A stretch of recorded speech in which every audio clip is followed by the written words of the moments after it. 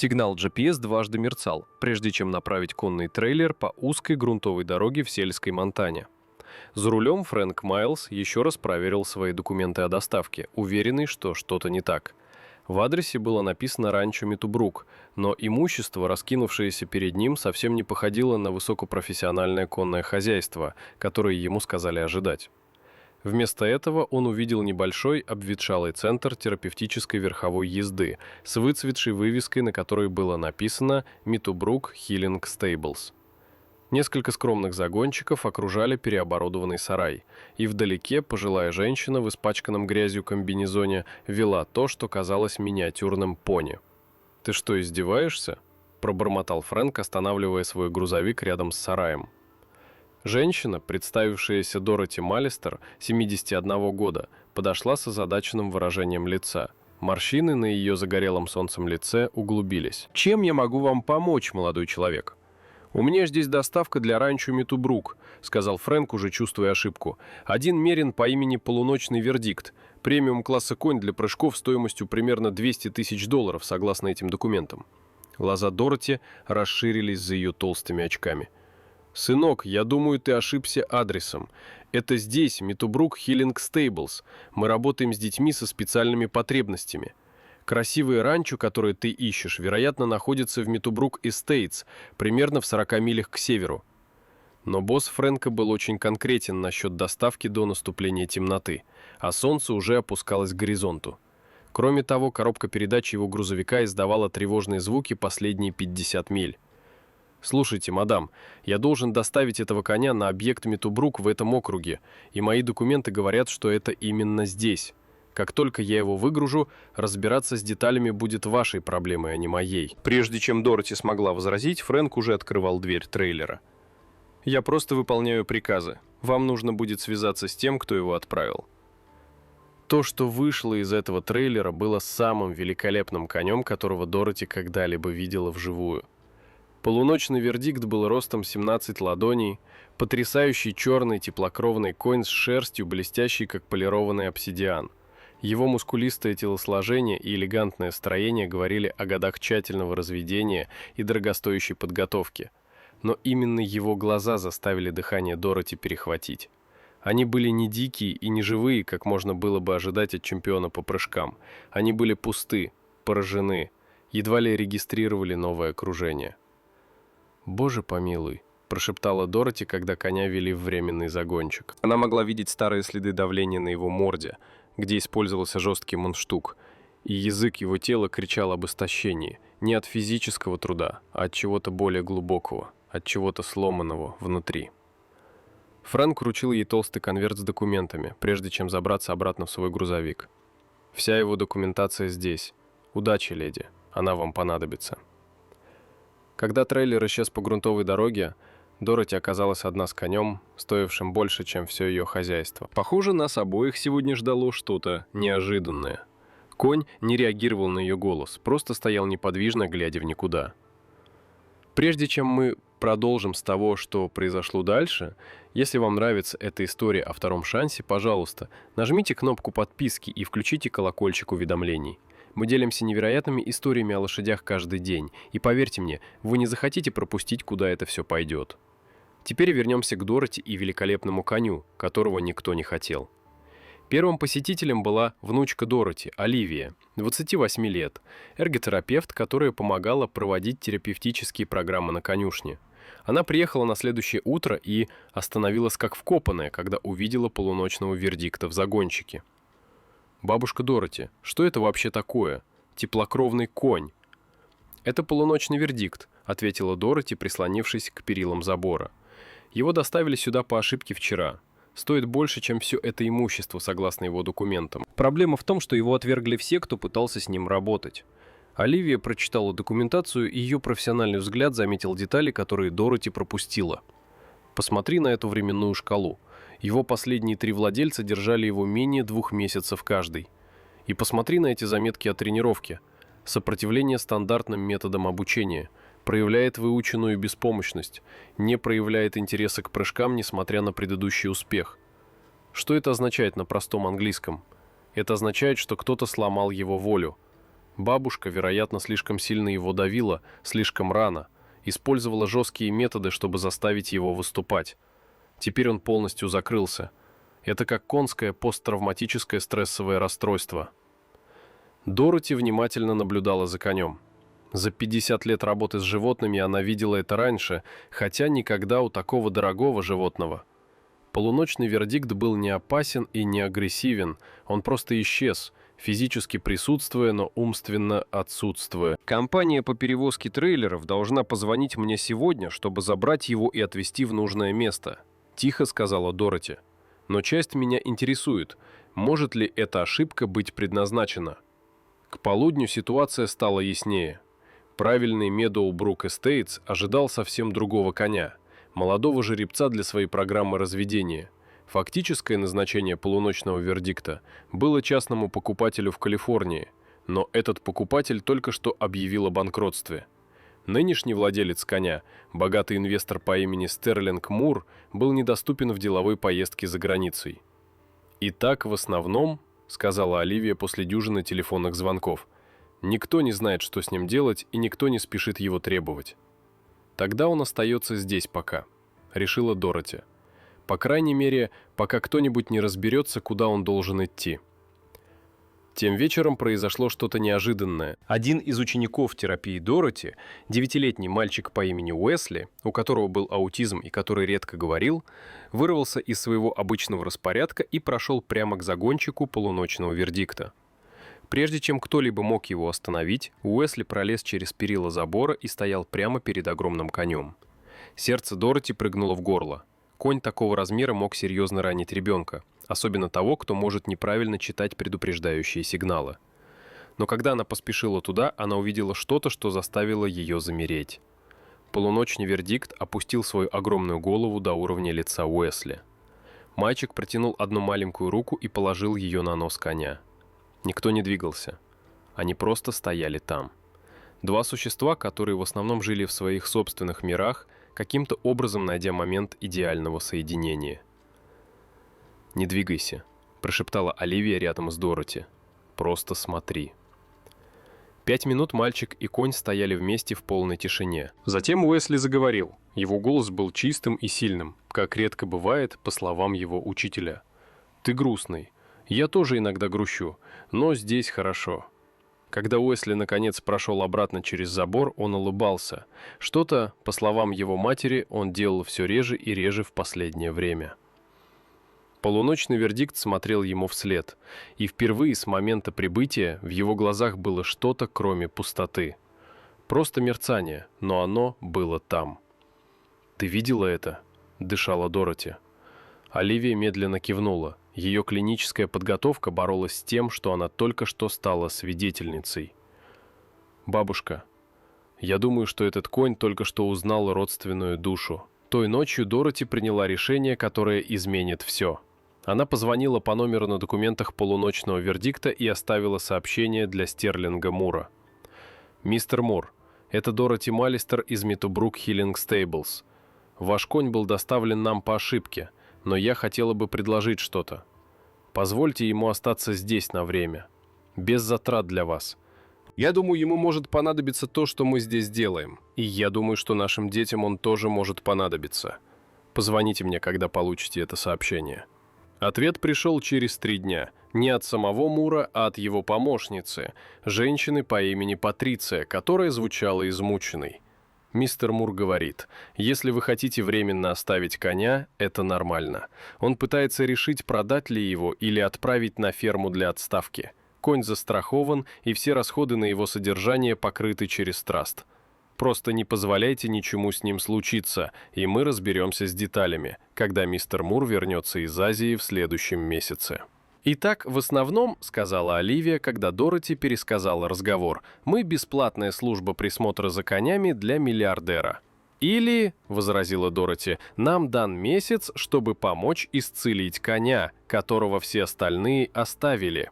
Трансформация произошла не за одну ночь. Первую неделю полуночный вердикт оставался отключенным, проходя через мотивы еды и питья, но не проявляя интереса ни к чему вокруг. Дороти не пыталась ездить на нем или работать с ним. Она просто позволила ему существовать.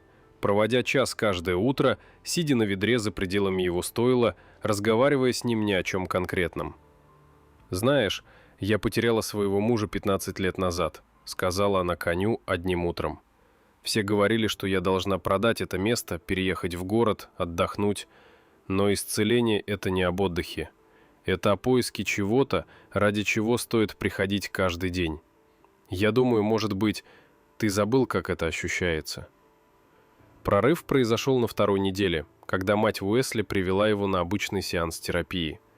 Мальчик сразу же попросил увидеть грустного коня, и Дороти, вопреки своему лучшему суждению, позволила ему провести время в загончике, пока она наблюдала снаружи забора. Уэсли не пытался ездить на полуночном вердикте или надевать на него недоуздок. Он просто сидел в траве рядом и рисовал картинки в блокноте, время от времени разговаривая с конем о своих рисунках. Медленно, в течение часа, конь приблизился, пока не стоял прямо над мальчиком, обеспечивая тень от монтанского солнца. «Ему ты нравишься», — сказал Уэсли деловито. «Ты должен остаться здесь навсегда». Что-то изменилось в тот момент. Дороти не могла объяснить это научно, не могла указать на конкретные изменения поведения, но она могла это почувствовать. Конь начинал просыпаться от кошмара, который его поглотил. К третьей неделе другие дети просили встретиться с полуночным вердиктом. Дороти установила строгие правила. Никаких резких движений, никаких громких звуков, всегда под присмотром, но она позволила короткие взаимодействия.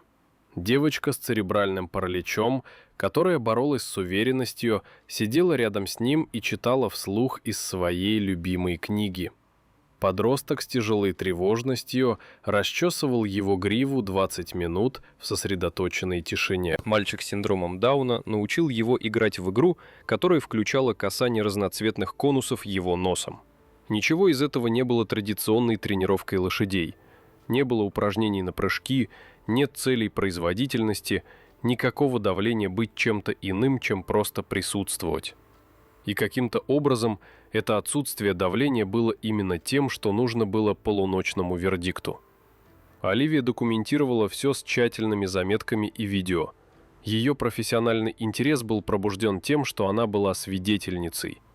«Бабушка, это замечательно. Он взаимодействует с этими детьми так, как, по сообщениям, он не взаимодействовал с опытными тренерами. Я думаю, ключ в том, что у детей нет повестки дня. Они не пытаются заставить его что-то делать. Они просто с ним. Может быть, это то, что ему нужно было все это время», — сказала Дороти. «Кто-то, кто хотел его общества больше, чем его производительности». На утро 28-го дня Дороти пришла в сарай и обнаружила, что полуночный вердикт делает что-то, чего она не видела с момента его прибытия. Он играл, слегка вставая на дыбы, тряся головой, рысью кружа по своему загончику с энергией, которая выглядела почти как радость. Когда он увидел Дороти, он прямо подошел к забору и толкнул ее плечо своим носом. «Ну, доброе утро и тебе». Дороти засмеялась, слезы неожиданно щипали ее глаза. «Добро пожаловать обратно, красивый мальчик». Тем же днем Стерлинг Мур наконец позвонил лично. Его голос был четким, деловым. «Мисс Маллистер, я понимаю, что мой конь остается на вашем объекте. Я отправлю трейлер, чтобы забрать его на следующей неделе. Я нашел ферму для отставки в Виргинии, которая его возьмет». Сердце Дороти упало. «Мистер Мур, я знаю, что это ваш конь, и вы можете делать с ним что хотите, но мне нужно вам что-то сказать. Полуночный вердикт возвращается к жизни здесь. Он связывается с нашими учениками терапии так, как я никогда раньше не видела. Пожалуйста, просто приезжайте в гости, прежде чем принять окончательное решение. Посмотрите, что здесь происходит». Была долгая пауза. «Мисс Маллистер, этот конь стоит $200 000 и не может даже делать единственное, для чего он был выведен и обучен. Я не вижу, как игра с инвалидными детьми – это хорошее использование потенциала премиум-класса теплокровного коня». Слова ранили, но Дороти сохранила спокойный голос. «С уважением, сэр, я думаю, вы измеряете неправильный вид потенциала». Стерлинг Мур все же приехал в гости. приехав 5 дней спустя на «Мерседесе», который выглядел абсурдно неуместно рядом с ржавым пикапом Дороти.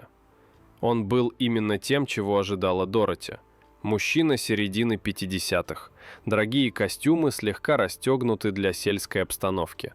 Человек, привыкший к тому, что все было количественно и оптимизировано. «Буду честен, мисс Маллистер», — сказал он, осматривая скромное хозяйство. «Я не уверен, что я должен здесь видеть». «Просто смотри», — просто сказала Дороти, ведя его на арену верховой езды, где Оливия проводила сеанс терапии. 6 детей были на арене в возрасте от 7 до 14 лет, каждый с разными проблемами. Уэсли был там вместе с девочкой с церебральным параличом, тревожным подростком и 3 другими. И в центре всех них был полуночный вердикт. Без седла или уздечки, просто в простом недоузде. То, что Мур стал свидетельницей в течение следующего часа, противоречило всем его предположениям о лошадях и их назначении. Дети не ездили. Они просто двигались с конем, играя в сложные игры, следование за лидером, устанавливая полосы препятствий для него, чтобы пройти, даже заставляя его стоять совершенно неподвижно, пока не делали упражнения на растяжку под его животом. Но что больше всего поразило Муру, так это поведение коня. Полуночный вердикт был внимателен, вовлечен, даже игрив. Когда Уэсли случайно уронил мяч, конь подобрал его зубами и вернул. Когда девочка с церебральным параличом боролась, чтобы достичь разноцветного конуса, конь приблизил его к ней своим носом. Это не были обученные поведения, это были спонтанные акты сотрудничества и связи. «Это невозможно», — пробормотал Мур. «Этот конь даже не шел на поводу без паники, когда я купил его 6 месяцев назад. Это потому, что все пытались сделать из него то, чем он не является», — тихо сказала Дороти. «Иногда самое ценное, что ты можешь сделать, это позволить кому-то быть именно тем, кто он есть». После сеанса Мур попросил увидеть полуночный вердикт наедине. Дороти наблюдала издалека, пока бизнесмен вошел в загон. Вероятно, это был первый раз, когда он был так близко к коню с момента его покупки. «Мне сказали, что ты теперь другое животное», — сказал Мур, его голос лишился прежней уверенности. Полуночный вердикт спокойно изучал его, не проявляя ни тревоги, ни того поведения отключения, которое было раньше. Затем конь сделал что-то, что заставило дыхание Мура замереть. Он шагнул вперед и положил голову на грудь мужчине. Тот же жест доверия, который он показывал детям. Дороти наблюдала, как выражение лица Мура изменилось. Видела точный момент, когда конь перестал быть финансовым активом и стал живым существом с потребностями и чувствами. Когда Мур вышел из загона через 10 минут, его дорогая рубашка была покрыта конским волосом и грязью. «Мисс Маллистер, мне нужно вас о чем-то спросить. Если бы я пожертвовал полуночного вердикта вашему учреждению, смогли бы вы ухаживать за ним долгосрочно?» Сердце Дороти подскочило, но она сохранила ровный голос. «Мистер Мур, при всем уважении, мы едва сводим концы с концами. Я не могу позволить себе кормить коня, который ест премиум зерно, и я уж точно не могу позволить себе его медицинское обслуживание или страховку. А что, если я создам траст специально для его ухода, достаточный, чтобы покрыть все его расходы на всю оставшуюся жизнь, плюс стипендию для поддержки деятельности вашего учреждения? Почему бы вам это делать?» Мур посмотрел обратно на загон, где полуночный вердикт теперь взаимодействовал с Уэсли, которому разрешили остаться допоздна. «Потому что я только что видел коня стоимостью $200 000, который сделал что-то стоящее намного больше, чем победа в соревнованиях. Он дал этим детям уверенность, связь и радость.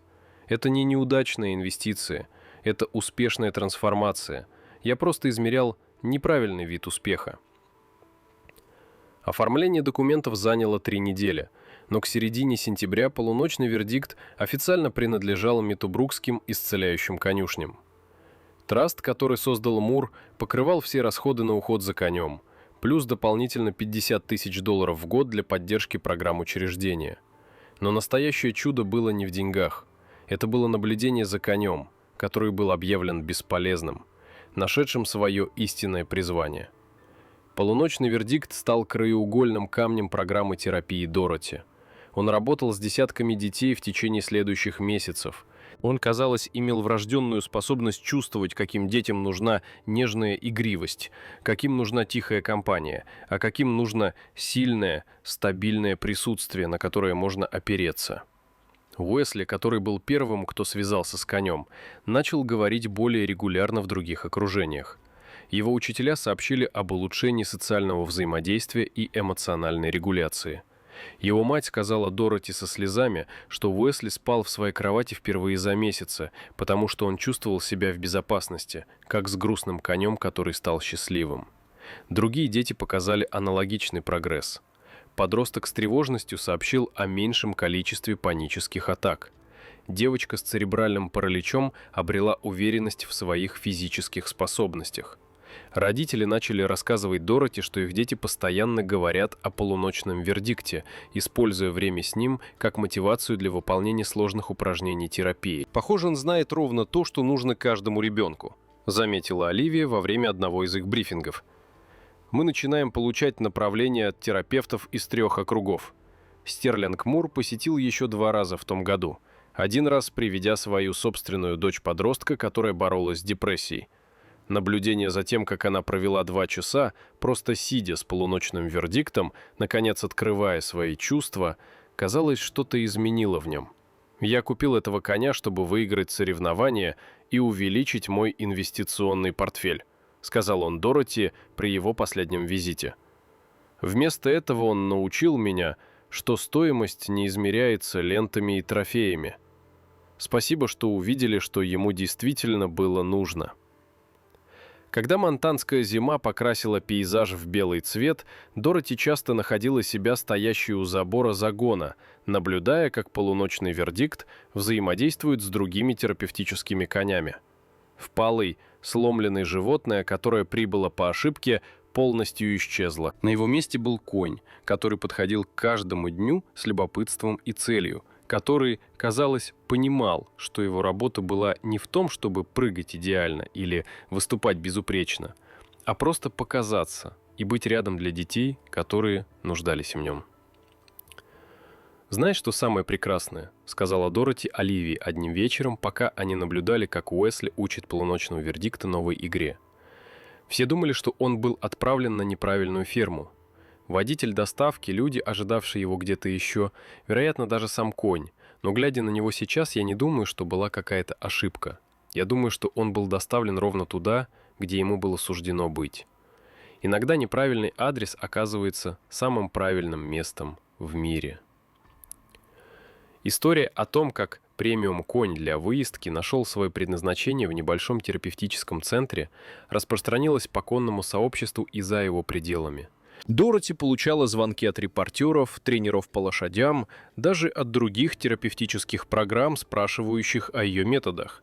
Но не было никакого секретного метода, никакой революционной техники.